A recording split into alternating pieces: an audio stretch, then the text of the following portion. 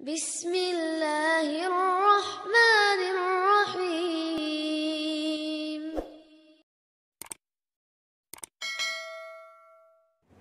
Assalamualaikum warahmatullahi wabarakatuh. Hamdan wa syukran liman qala fi kitabul aziz wa huwa asdaqul qailin. A'udzu billahi bismillahirrahmanirrahim. Wa nazzilul Qur'ana ma'a syifa'un wa rahmatul lil mu'minin wa la yudhillu illa khusara. Salatu wassalamu ala nabiyyina man qala fi hadhihi Ibnu Jarir Jawa pada sholat tarawih jamaah tarawih lillah azza wa jalla wa fi haditsin akhar alaikum bisyafa'ini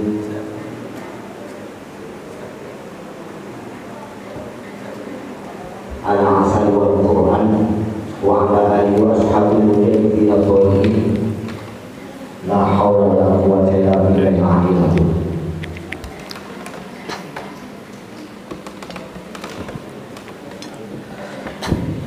Amma ba'dah, yang kami muliakan segenap peserta seminar kesehatan dan ruqyah masal wa nakhussu bi dzikri da Sensei Muljah Raden Kyai Haji Fakhril Ashol, Raden Kyai Haji Nasih Ashol, Raden Kyai Haji Maki Nasir, kenan Profesor Bapak Ahmad Dausi,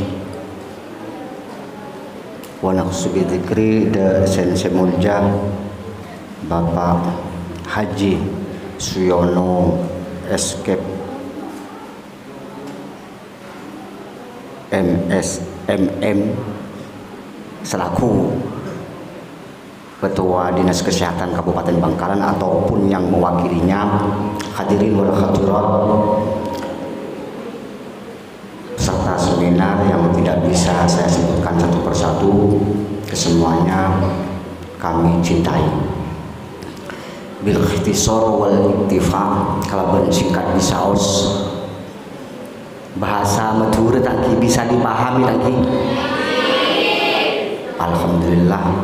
Saya yakin bahwa setelah Syekhuna kadinto handal boleh kan hanya membahasa Madura lakarlah bahasa TV, mungkin bahasa akhirat sekali.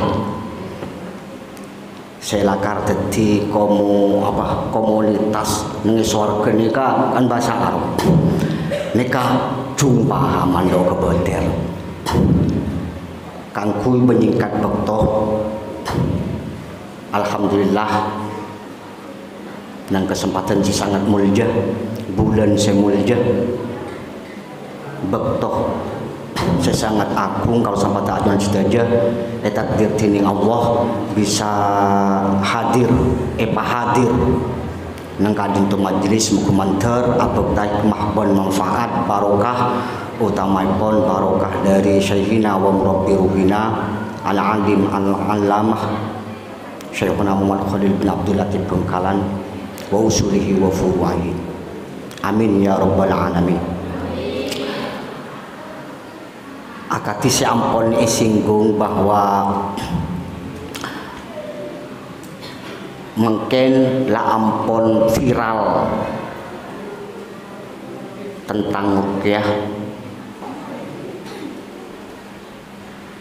sekadima sebelum epon nang Indonesia kadinto memang yang menyebarkan ruqyah ini kebanyak dari kalangan sebelah otabah non aswaja. Baru tahun-tahun mangkin kadinto nang Indonesia beda ruqyah sedari aswaja.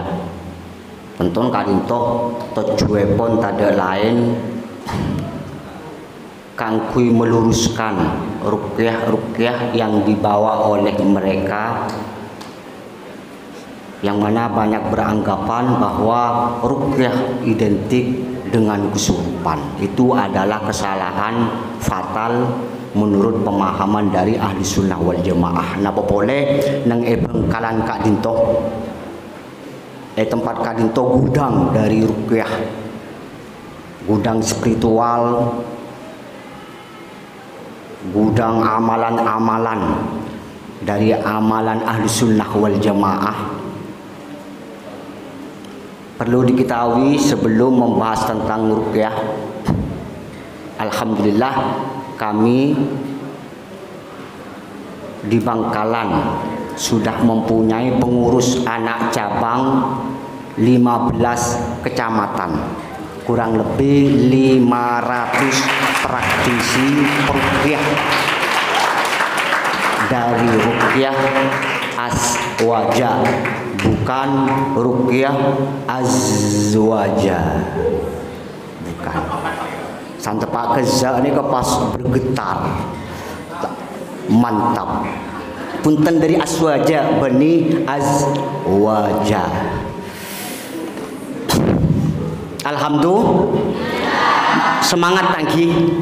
San masuk sesi ruqyah sampai seakan-akan tegang. Lah usah tegang, tidak ada kaitannya ruqyah kadinto dengan ketegangan. Bahkan yang diperlukan santai, tenang, dan sangat tenang. Kenapa bisa menikah? Karena di dalam ruqyah tersendiri nikah yang digunakan memakai kalamullah Al-Quranul Karim. Di dalamnya terdapat nilai ibadah yang sangat luar biasa. Sudah kita maklumi bersama bahwa afdhalu ibadati abdi qiraatul Quran. Nabi besar Muhammad SAW menyampaikan afdhalu ibadati ummati qiraatul Quran. Bernilai ibadah sangat luar biasa. Tonton lo butuh ketegangan, butuh rileks, amarga ngibadah ngabdi dek ngeresaipun Gusti Allah Subhanahu wa taala. Napa boleh muntro komunikasi langsung sareng Gusti Allah taala engki kadin tok tade lain kuncoma lebet maus Al-Qur'an. Dadi mulai mangken buang rasa takut polna nang Al-Qur'an kadin tu bernilai ibadah. Pon ruqyah kadin to napa? Tentu kadin to kan bahasa Arab. Cang orang Madura kadin to mantra atau berapal suwu poserepoh bur sempur. Lah ini secara etimologi itu adalah ruqyah. Pokong rapal mantra sampean amuk kemo pas esrepo waki nikel ampun ruqyah. Oh berarti saya bisa meruqyah dong. Sangat bisa. Sarta pokong bisa nyerepoh. Bisa? Oh boleh bisa nyerepoh. Bodoh pun ada gigi nah. Senyerepoh ada kimah takut ngaltok bipacu panah. Nikel secara lafdiyah. Jadi mun senika kabidimin kau sampai tak ajuan setia ampun ngelaksanaaki ngelakoni si anya meruqyah penikah. Bahkan kabid zaman jahiliyah nikah ampun berderuqyah Pak. Berderuqyah Bu. Nah apa boleh zamannya nenek moyang kita manabi kedua hajat atam penyuun barokah dek kiai merabu dak situng para sepo kadisah ewa duain kadisah lampun ruqyah. Secara istilah ruqyah kadinto du'aun wa ta'widun. Iki kadinto permohonan kangkui kesembuhan, permohonan kangkui kesayan. Niki lah ampun ruqyah ampunan. Sampean adua aki orang manter bersih niki lah ruqyah ampunan. Teti lo okom se bode nengi pikir panjenengan ruqyah ringara lakar tokang medoteng ejin, tokang metade ejin punten ada hubung penikah. Ada hubung sama sekali, ada kaitannya dengan kesurupan dan lain sebagainya. Du'aun permohonan wa ta'widun benjuganan perlindungan. Dengan ruqyah, dengan membaca Al-Quran, secara otomatis kita sudah terbentengi dari hal-hal negatif. Jadi salah jika ruqyah identik ataupun diartikan dengan kesurupan, itu salah. Anggapan yang keliru. Jadi mulai makin riset pikir panjenengan, hapus dari boring panjenengan bahwa ruqyah kadin itu kesurupan. Sangatlah naif, ironi mun Al-Quran, kemukjizatan Al-Quran kunco maka angkui nanganin kesurupan. Ningkifatul atqiya nikal ampun jelasake wa dawa'u qalbin khamsun fatilawatun bitadabburil makna walil batnil khala. Jadi tambah dari sedajana permasalahan batin. Sekali mbak kalau sampai ajuan sedaja ampun yakin bahwa sedajan kali itu tergantung dari batin kau sang pada ajunan sedaja ateh mun ateh na sae insyaallah sedaja organ tubuh kali itu sae ateh minangka presiden mun aten kali itu lampun etampen banyak maus Al-Quran fa insyaallah sedaja dohir epon nikah ngireng sae. Wa ta'widun juganan perlindungan bi qiraati syai'in minal Qur'an dengan cara membacakan Al-Qur'an. Baca agia Al-Qur'an. Wa asma'ihi ta'ala au bi sifatihi atau makelo ngakui Al-Qur'an panjenengan ngakui asma-asma'ipun Allah ben sifat-sifatipun Allah. Ini kayaknya men ruqyah kia. Nyamen ruqyah. Tapi ruqyah ini tidak selalu serta-merta ngakui Al-Qur'an. Mungkin bisa Al-Qur'an. Mula bisa Al-Qur'an setelah ruqyah ada kimah. Ternyata ini kebisa ngakui asma-asma'ipun Allah atau bersifat-sifatipun Allah. Wabil lisanil arabiyyi bisa ngakui bahasa Arab. Au ma yu'rafu maknahu atau bahasa daerah masing-masing sepenting paham de napa see bentah see nyoon see becak. Dadi jamu curah ruqyah emponan. Bismillahirrahmanirrahim baras. Dua kingkon aya mantar tule baras. Yot bu mantar tule baras. Baras. Niki ruqyah emponan. Tapi tidak harus ruqyah kali itu pas dinas panjenengan maos Al-Qur'an abi Al-Qur'an kalau juz semua punten. Makanya ulama ini keampun sepakat bolehnya ruqyah itu dilaksanakan itu ada 3. Pertama seperti tadi yang saya sebutkan, pertama memakai kalamullah baik atau memakai sifat-sifat Allah. 2 bisa memakai bahasa Arab ataupun bahasa daerah masing-masing yang bisa dimengerti. Mula paham panjenengan entar ko orang tako manggil seni beni bim salabim abrakadabra kan lo ngerti nih kira nih kalau kenging oh tabu mungkin pas medudung ejin manggil ejin lah kisah nih kalau kenging karena bahasana nikah tidak dipahami. Saya nomor telo ini kasih terpenting dalam pengobatan ruqyah atau terapi kesehatan ruqyah kadinto ayat takida annar ruqyah la tu'siru bidatiha bal bidatillahi ta'ala azza wa jalla. Tak kenging sampean gedon keyakinan bahwa ruqyah kadinto setukang mubares. Kalaban ada tibi ini kita kenging dilarang di aliran ahli sunnah wal jamaah pemahaman kalau sang pada ajunan sedaja bahwa si tukang mubaris kali itu tak lain kuncoma Gusti Allah. Tapi oleh ayat akibat waruk ini si tukang mubaris tak kenging walaupun ada buaki Al-Quran kali itu sebagai syifa, sebagai obat atau penyembuh dari berbagai penyakit atau permasalahan. Ma'an nafati, jangan lupa ditiupkan setelah kita baca Al-Quran atau baca asma-asma Allah, baca sholawat atau bahasa Arab bahkan bahasa daerah kita masing-masing, jangan lupa ditiupkan. Sepenting jangan sampai norok copanang. Ini kayak copain nikah. Benih yang pas tambah beres, tambah jeripen. Serepoh sekiranya copani kalau lo norok bunte. Kisah ini kena ruqyah hambonan. Beres. Ini kena ruqyah. Liraf'il illati wal maradi tojuna kena se maus Al-Qur'an atau asma pun Allah. Ini ketojuna kangkui metada setajana penyakit au li jami'il hajatil mukhtalifati atau beka angkui mendatangkan segala hajat kita. Jadi ruqyah ini kebeni khusus ka angkui gila apa? Keng hanya ngatasi penyakit meloloh, mangke orang lo sakit panjenengan terus beres.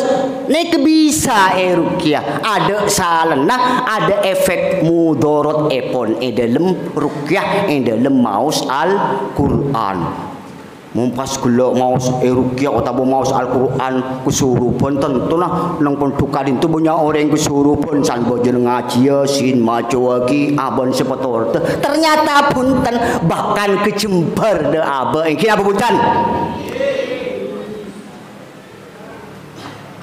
kikadin toh inti dari ruqyah sekali lagi kami tegaskan di dalam ruqyah aswaja kadinto bukan hanya memakai metode doa-doa yang telah disyariatkan. Kami ini sinergi dengan bekam, tanduk, gurah dan terapi-terapi lainnya. Terapi apapun kami sudah dibekali. Jadi sekali lagi visi dari dan misi ruqyah aswaja kali terbentuk di Indonesia dan perlu digarisbawahi bahwa ruqyah aswaja yang berada di naungan Ahlussunnah wal Jamaah di bawah naungan NU ini ada dua komunitasnya. Satu Jam'iyah Ruqyah Aswaja kami ini JRA Jam'iyah Ruqyah Aswaja bukan hanya berafiliasi, bahkan kami sudah mengantongi SK menjadi sayap LDNU pada 27 November kemarin. Jadi kami bukan komunitas yang abal-abalan. Bahkan pembina kami beliau Al-Mukarram Kyai Haji Raden Kyai Haji Fahrillah Ashor, Raden Kyai Haji Maki Nasir, Raden Kyai Haji Hasani Zubair, dan masih banyak tokoh-tokoh NU yang menjadi pembina di Jam'iyah Ruqyah Aswaja. Yang kedua adalah KBRA. KBRA ini adalah keluarga besar Ruqyah Aswaja. Ini lain mujiz ataupun lain founder, lain pembina. Kalau kami pembinanya dari Gus Allama Alauddin Siddiqi MPDI, kalau KBRA adalah pembinanya adalah Kyai Haji Imron Rosyadi. Sama-sama dari NU. Alhamdulillah. Jadi panjenengan kalau usah takut manabi Ruqyah de orang NU. Mungkin sekali itu bisa saya bisa atoraki sekilas pengertian tentang makna ruqyah perspektif Ahlussunnah wal Jamaah an-naqsu minna wal afu minkum. Subhanakallahumma wa bihamdika asyhadu an la ilaha illa anta astaghfiruka wa atubu ilaik. Ihdinas siratal mustaqim. Wassalamualaikum warahmatullahi wabarakatuh. Terima kasih kepada pemateri Ketua PJJLA Makassar.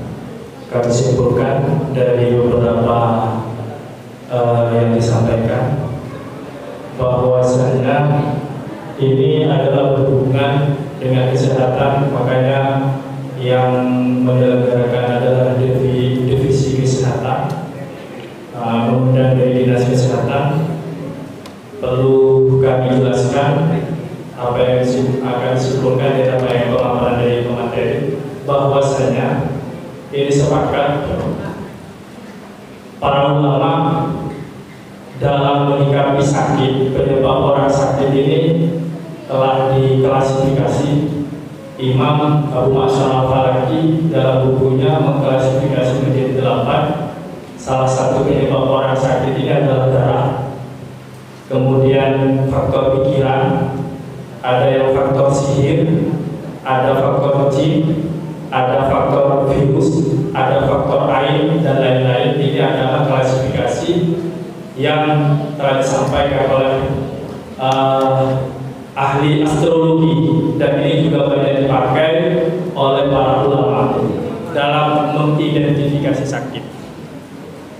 Kemudian dari klasifikasi ini, cara mengobati bagaimana dipaparkan oleh Imam Ad-Dardihi dalam bukunya, bahwa pengobatan itu ada dua macam.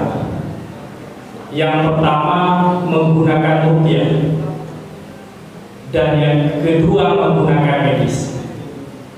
Kalau ruqyah ini yang digunakan adalah energi ilahiyah, murni dari Allah Subhanahu wa Ta'ala.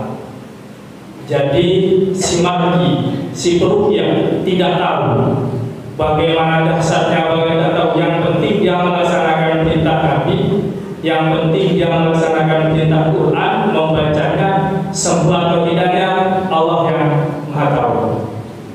Dan yang kedua adalah menggunakan medis. Medis ini menggunakan energi kimiawi, yang mana tumbuhan ini kalau misalkan dipakai untuk orang yang sakit ini membawa reaksi seperti ini dan seterusnya. Terus bagaimana menurut Imam Ad-Dardihi, fatwa dari Imam Ad-Dardihi, yang paling aman adalah yang pertama.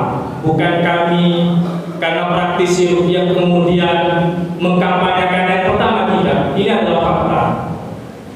Tapi tentunya yang lebih utama dan bagus ada kriteria. Yang bagus ini adalah bagi mukminin dan as-shadiqin, orang yang percaya dan orang yang beriman.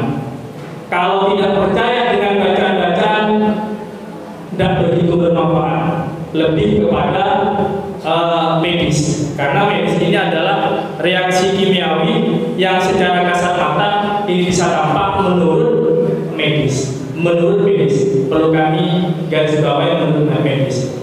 Keuntungan yang pertama, tidak ada overdosis, tidak ada semenjak ada ruqyah di zaman Nabi sampai sekarang orang diobati menggunakan ruqyah kemudian overdosis mati, tidak ada.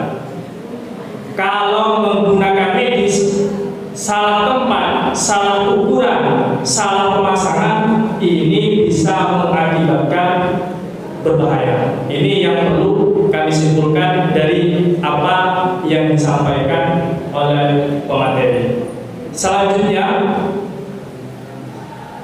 apa saja bahan-bahan yang digunakan untuk ruqyah, yaitu Al-Quran dan doa-doa maksurah dari Nabi atau kalimat-kalimat thayyibah yang bisa diketahui maknanya. Tentunya ini semua sesuai dengan tuntunan para ulama-ulama, para mutaqaddimin kita. Yang jelas, fakta yang perlu kami sampaikan juga, ini kalau berhubungan dengan ruqyah dan juga kesehatan.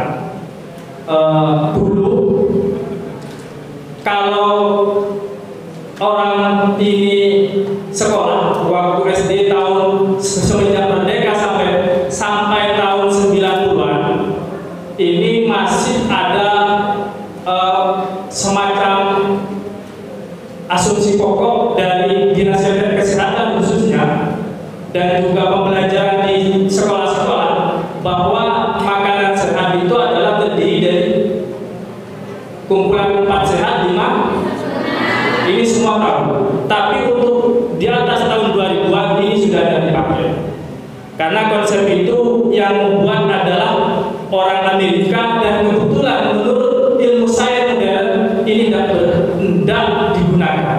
Apa yang digunakan seperti yang disampaikan oleh Ibu tadi adalah makanan yang seimbang. Ingat, makanan yang seimbang. Di dalam Al-Quran ini lebih pas menggunakan kata makanan seimbang daripada 4 sehat 5 sempurna. Karena dalam Quran berbunyi kulu wasrobu wala tusrifu. Jadi jangan berlebihan. Dalam artian jangan berlebihan, itu harus seimbang. Maka dari itu korelasinya apa dengan ruqyah dan dengan cara ini? Semua yang dilaksanakan oleh tim JLA ini juga mengacu terhadap tuntunan kesehatan yang diberikan oleh Al-Quran dan juga disabdakan oleh Rasulullah Muhammad SAW. Ini poinnya.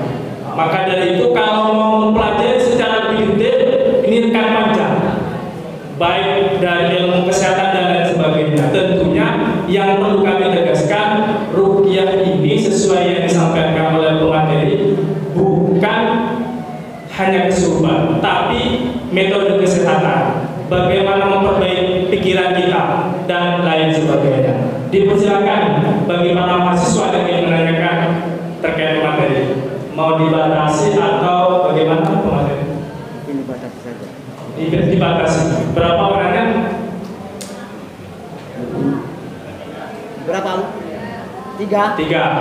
Kita sepakati bahwasanya kita batasi penanya kita. Dipersilakan kepada para penanya barangkali.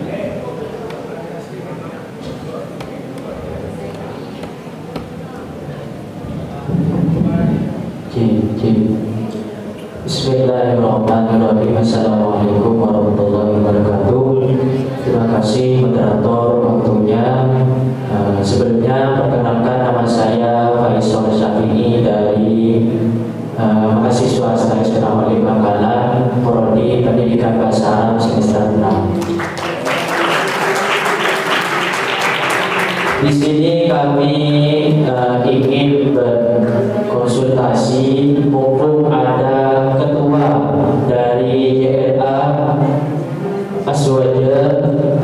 Saya ingin berkonsultasi. Jadi saya tadi sempat memahami dan sempat mencatat hal-hal pokok inti dari pemateri. Jadi ruqyah ini bukan hanya identik dengan hal kesurupan. Jadi ruqyah ini adalah selain menghilangkan segala penyakit, misalnya kesurupan dan lain sebagainya, juga intinya adalah dapat mendatangkan kesehatan, dapat mendatangkan hajat dan seperti itu. Nah, terus masalah yang telah berlalu itu masalah yang dianggap oleh Menteri Kominfo kan seperti itu, padahal bahwa ruqyah ini menjadi pokok karena ruqyah dipandang oleh masyarakat Indonesia itu adalah hanya untuk hal-hal yang kesurupan saja, tapi kan tidak seperti itu. Jadi pertanyaannya, untuk memberikan pemahaman kita selaku mahasiswa bahkan santri ini bagaimana seperti itu, karena ruqyah yang kita rasakan tidak seperti itu. Itu yang pertama. Yang kedua, yang terakhir itu ingin berkonsultasi masalah kesurupan, karena kebanyakan untuk yang kesurupan itu kan ruqyah. Jadi saya sempat sedih juga, teman-teman itu bahkan masyarakat itu kesurupan. Jadi kalau orang kesurupan itu kan sudah istilahnya sudah dimasuki oleh makhluk halus jin dan lain sebagainya. Dalam kriteria bahwa orang itu sudah istilahnya orang Madura Bulo.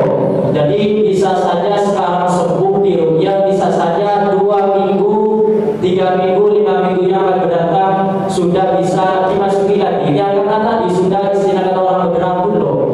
Nah, ini faktor-faktor yang bisa menyebabkan hal seperti itu. Ini bagaimana dari kesurupan, dan juga cara pencegahan agar kita yang sekarang ini alhamdulillah moga-moga tidak bisa kesurupan dan lain sebagainya. Itu apa cara pencegahannya seperti apa? Yang pertama faktornya dan juga cara pencegahannya. Itu cukup dari kami. Wassalamualaikum warahmatullahi wabarakatuh. Waalaikumsalam. Dipersilakan pertanyaan selanjutnya. Bismillahirrahmanirrahim. Allah Subhanahu wa taala berfirman, Nabi Muhammad sallallahu alaihi wasallam bersabda, dan kami di sini berkata, Assalamualaikum warahmatullahi wabarakatuh. Perkenalkan, nama kami Bahar dari daerah 2 warga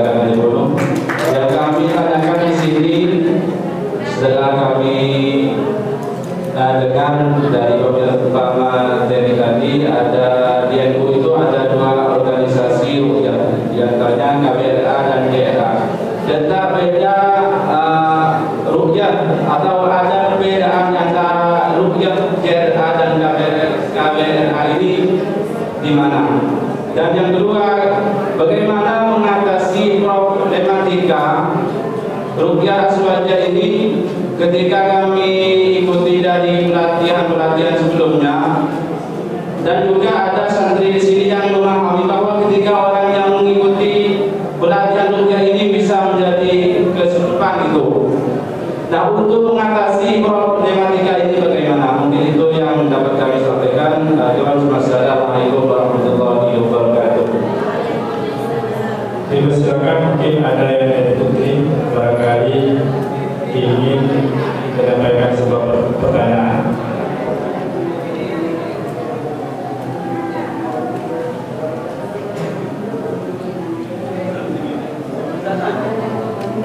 Tidak ada. Kalau memang tidak ada dan dirasa cukup, ada. Kalau sudah terwakili, dipersilakan kepada pemateri. Pertanyaan yang pertama yaitu bagaimana cara menjelaskan ruqyah aswaja atau secara praktis dan eksklusif yang membedakan ruqyah aswaja dan ruqyah sebelah itu apa? Ini mungkin yang perlu diklarifikasi dan perlu disosialisasikan khususnya oleh para mahasiswa yang dikenal dengan agent of change. Ini silakan kalau materi. Bismillahirrahmanirrahim. Terima kasih kami sampaikan kepada kedua penanya. Baik, untuk pertanyaan yang pertama, cara memberi pengertian itu hal terpenting. Memberi pemahaman seluas-luasnya tentang ruqyah aswaja ataupun ruqyah yang sebenarnya itu ala Nabi itu bagaimana, dikasih penjelasan. Seperti ini kan kita hanya memahami, melihat saja, tidak pernah mengetahui referensi ataupun dasar dari ruqyah sendiri. Padahal ruqyah kalamun yustashfa min kulli aridin, permohonan untuk kesembuhan tadi tidak ada kaitannya dengan hal-hal yang negatif. Kalamun yustashfa bihi min kulli aridin, permohonan untuk kesembuhan. Yang lain tidak ada. Soal terus yang kedua, kadang mun ruqyah pas kesurupan bisa jadi ponen yang eboten kadisah. Memang sebelumnya sudah indikasi badan yang eboten kadin itu lebeda. Keng ketepaan san emausin Al-Quran ketepaan napa keng gelepon pemikirannya, pemahamannya ini kekurang luas tentang ruqyah. Seba dengan pikir cuma ruqyah kadin to okomriyah san ruqyah kesurupan bisa jadi sepanika. Jadi solusinya supaya lo kesurupan beda dua tip. Kami pakai istilah sampah dan lalat. Sampah dan lalat. Jadi mulai iya kadin toh ki kotor banyak sampah nah tentonah lala man kadiman bisaos nek mestinya der selama sampah kadin toh ki beda. Napa sampah diantaraipun sering emosi nek termasuk sampah. Napa boleh debung Kanjeng Nabi fa innal ghadaba minasyaiton. Sering emosi, sering sedih. Niki yang bisa mengundang hal-hal negatif. Saya orang kadit lakar sebelum agak tiga saya aturaki, memang portal gaibnya sudah terbuka ataupun yang masih tertutup. Ini harus dihindari. Pertama, sering emosi. Kedua, sedih. Tiga, takut. Mun sampai lo takut napa boleh hakikat. Nikala ampun tadi enas Al-Quran cek mono sekadin toh lebih mul je tembang bangsa gaib. Kakek ketepung seijin kadin to bareng alus nikah takok de menusah kecepe menusah tibi takok baru mereka yang berani. Selama sampean kadin tok nang alam bawah sadarnya lah ampun keyakinan sampean kadin telok takok emponan dengan sendirinya terpental dia. Dengan sendirinya tidak bisa memasuki kita, menggoda kita. Pun kita sudah dibekali dengan rasa berani. Takutnya hanya kepada Allah. Engkau kita kau kusum takut. Akhirnya terjadi ongku. Ana inda dzanni abdi bi. Saya adalah tergantung prasangka hambaku. Engkau kita kau kusurupan kah? Kusurupan ongku. Walaupun sebelum pikiran nikah lebeda pikiran kusurupan. Padahal sampai oning emponan.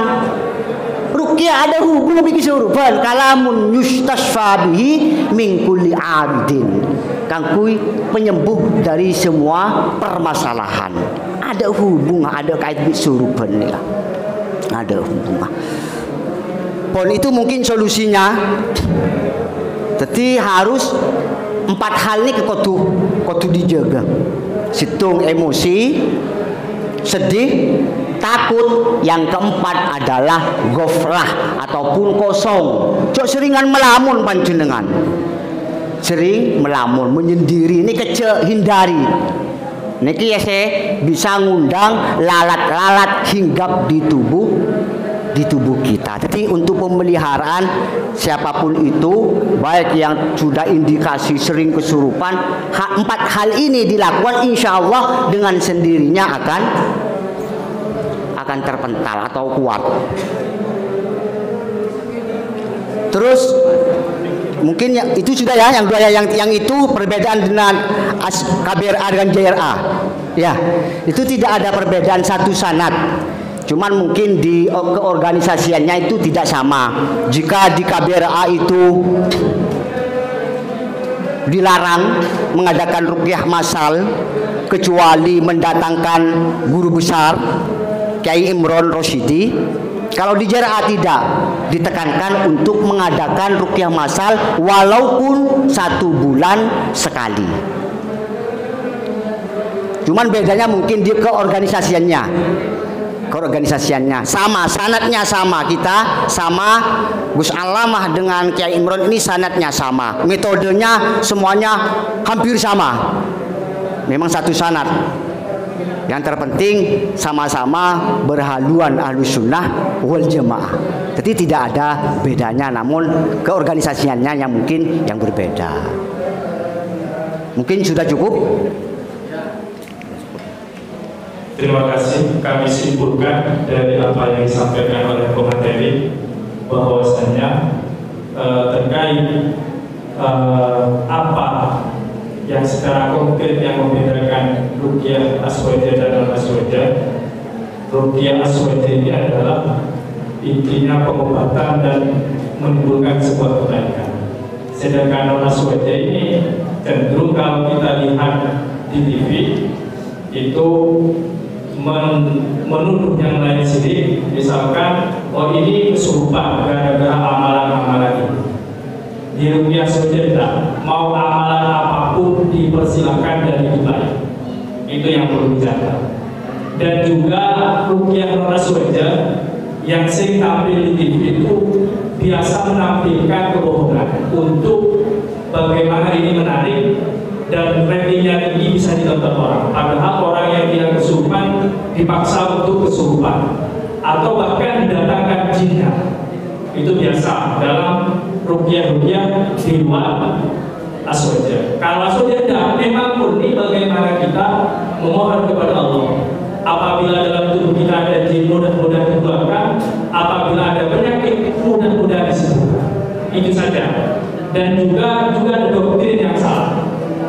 Setelah proses ruqyah, biasanya kalau non-aswaja ada namanya orang yang ada di alam bawah sadar, biasanya di hipnoterapi. Itu didoktrin bahwa ini bid'ah, keris itu syirik, jimat itu dan lain sebagainya. Kalau di dalam ruqyah as-su'udah doktrinnya bukan syirik, bukan menyalahkan yang lainnya, tapi bagaimana kita bisa meningkatkan amal ibadah kita, bagaimana kita tidak emosi, bagaimana kita tidak melakukan pelanggaran-pelanggaran saja. Ini yang membedakan, yang secara konkret, dan juga masih banyak perbedaan-perbedaan lainnya. Juga tadi sudah disebutkan penyebab kesurupan itu apa. Bisa faktor memang ada portalnya terbuka dan dimasuki oleh jin, tapi juga bisa karena memang bukan oleh jin, tapi karena psikologinya. Dan yang paling banyak ini perempuan. Perempuan ini kadang-kadang karena temannya kesurupan, dia teriak dan disangka itu adalah kesurupan, padahal itu adalah psikisnya. Karena kalau orang heboh itu heboh, itu juga perlu diidentifikasi. Makanya bagaimana kita mengedukasi mahasiswa untuk bisa membedakan mana yang memang betul-betul kesurupan dan mana yang tidak, tentunya sampai harus masuk ikut praktisi dan tahu, oh ini yang kesurupan, ini medis, ini non medis, dan lain sebagainya. Dan juga perbedaan antara KBA dan JA dijelaskan oleh pemateri. Yang beda hanya pemateri organisasinya saja. Semuanya amalannya, konsepnya ala manhaji salafun saleh, sama semua. Yang beda juga metodenya. Kalau KBA, kalau ada rumas harus dihadiri oleh muridnya, tapi kalau JA tidak, ditekankan para PC untuk melakukan rumas sendiri-sendiri. Kalau ada persoalan kita diskusikan, kita cari solusinya, itu intinya.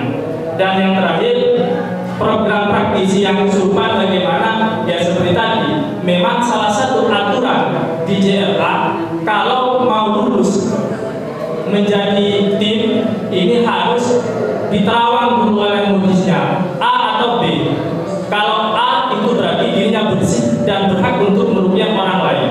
Kalau B belum, harus dibersihkan dulu sampah-sampahnya. Karena berakibat kalau misalkan nanti dia meruqyah orang lain, berakibat akan fatal dirinya sendiri. Jinnya kalau misalkan yang kesurupan ini memang faktor jin, bisa menyerang kembali kepada matinya. Maka ini salah satu yang diterapkan manhaj JLA. Mungkin ini yang bisa disampaikan oleh pemateri pada malam hari ini, dan selanjutnya kita akan mengadakan ruqyah massal, dan ini tidak dipaksakan, baik mau yang ikut oke, yang tidak dipersilakan, tapi yang jelas ruqyah ini tidak identik dengan kesurupan, tapi kesembuhan. Dipersilakan untuk membantunya.